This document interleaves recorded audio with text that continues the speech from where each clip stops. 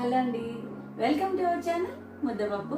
Okay, ఇవాళ మనం మ్యాంగోతో jelly చేద్దామండి. దీనికి ఎండ అవసరం లేదండి, చక్కగా మనం ఫ్యాన్ గాలికే మీకు ఇది రెడీ అయిపోతుంది.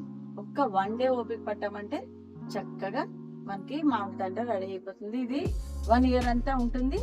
ఎప్పుడు కావాలంటే అప్పుడు చక్కగా సీజన్ అయిపోయి కూడా తినొచ్చు. బయట మనం కొన్నవి ఎంత హైజెనిక్ గా ఉంటాయి అనేది మనకి తెలియదు, కానీ మన ఇంట్లో చేసుకునేది మాత్రం మనం ఎంతో హైజెనిక్ సూపర్ గా చక్కగా చేసుకోవచ్చు. ఇప్పుడు మనం ఈ మ్యాంగో జ్యూస్ తో చక్కగా మామిడి తండ్రి ఎలా తయారు చేసుకోవాలి ఏంటనేది ఒక్కసారి చూసేద్దామా. ఇంకా జ్యూస్ తీసి పెట్టేశానండి రెడీగా. మ్యాంగో జ్యూస్ తీయడం రాని వాళ్ళు ఎవరు ఉంటారు చెప్పండి, అయినా ఒకసారి చెప్తానండి. జస్ట్ మనం బంగినపల్లి పళ్ళైనా పర్లేదు, అలాగే రసాలైనా పర్లేదు, ఏవైనా కానీ మామిడి పళ్ళు తీసుకుని వాటిని శుభ్రంగా కడిగేసేసి వాటికున్న పల్పు అంతటిని తీసేయండి. తీసేసాక దాన్ని చక్కగా స్ట్రైనర్లో వేసి వడగొట్టేయండి. ఎందుకంటే మధ్యలో పీచు అవి వస్తే అస్సలు బాగోదు, కాబట్టి చక్కగా వడగొట్టేసుకోండి. ఇప్పుడు నేను తీసిన ఈ రసం ఈ కప్పుతో ఒక 5 కప్పుల రసం వచ్చిందండి. అలాగే ఇప్పుడు మనం 5 కప్పుల రసానికి దీంతో 1 కప్పు షుగర్ వేసుకుంటే సరిపోతుంది. ఇప్పుడు అన్ని రెడీ పెట్టేసుకున్నాం కాబట్టి మనం ప్రొసీజర్ స్టార్ట్ చేసేద్దాం. స్టవ్ మీద ఏదైనా ఒక మంచి ప్యాన్ పెట్టేసుకోండి. కాస్త లోతుగా ఉంటే ఉడికినప్పుడు అటు ఇటు చింతకుండా ఉంటుంది. అలాగే ఇప్పుడు మనం ఈ రసం అంతా తీసి పెట్టుకున్నాం కదండి, ఇది ఇందులోకి వేసేస్తాం.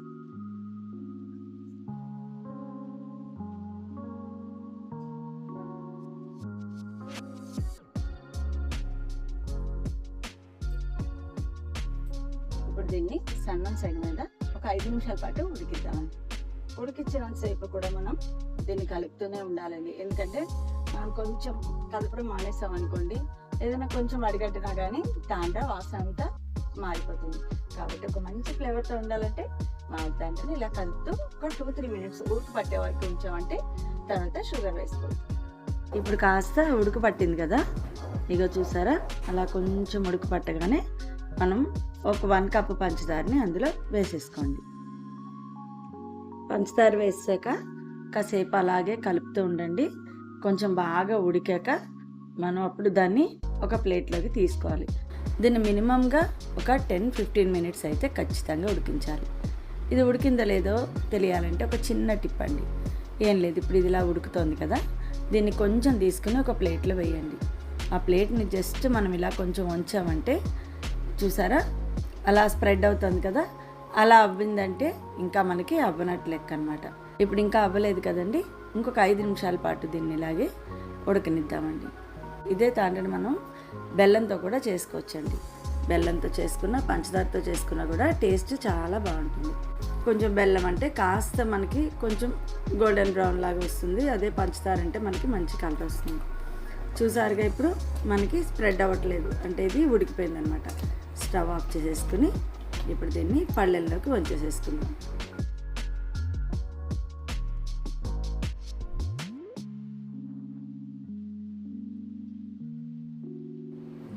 చిన్నగా ట్యాప్ చేసి ఒక్కసారి అలా ఉంచేయండి. చూసారు కదా, ఆల్రెడీ అది చూసారా కొంచెం గట్టిగానే అయిపోయింది. ఇది ఒక 1 day అలా మీరు ఫ్యాన్ కింద పెట్టారంటే చక్కగా అయిపోతుంది. నెక్స్ట్ 1 day అయిపోయాక ఎలా ఉందో ఒక్కసారి చూద్దామండి. చూసారండి ఎలా ఎంత చక్కగా ఆరిపోయిందో. అంతే అండి, ఇది చాలా ఈజీ. మనం ఈ ఎండల్లో పెట్టాలి అంటే ఆ పెట్టి తీసి ఇవన్నీ కన్నా హాయిగా మనం ఇంట్లో కూర్చుని నిదానంగా ఒక 1 dayలో చక్కగా తయారు చేసుకోవచ్చు. చూసారుగా ఎంత చక్కగా వచ్చిందో. మనం ఎంత దలసరిగా కావాలంటే అంత బాగా చేసుకోవచ్చు. కొంచెం రసం ఎక్కువ వేసుకున్నామంటే కొంచెం దలసరిగా వస్తుంది. ఇంకా మనకి రోల్స్లా చేసుకోవాలి, ఇలా ముక్కల్లా కాదు అనుకుంటే కొంచెం పలుచగా చేసుకున్నామంటే రోల్స్లా వస్తుంది. చాలా బాగా వచ్చిందండి. ఇప్పుడు అలా అన్నిటిని ముక్కలు కోసేసుకుని చక్కగా మంచి ఎయిర్ టైట్ కంటైనర్లో పెట్టి స్టోర్ చేసుకుంటే అస్సలు పాడవదండి. ఇది ఫ్రిడ్జ్లో పెట్టామంటే ఏడాది కూడా చక్కగా నిల్వ ఉంటుంది. ఈ రెసిపీ కనుక మీకు నచ్చితే లైక్ చేయండి, షేర్ చేయండి, సబ్స్క్రైబ్ చేయండి.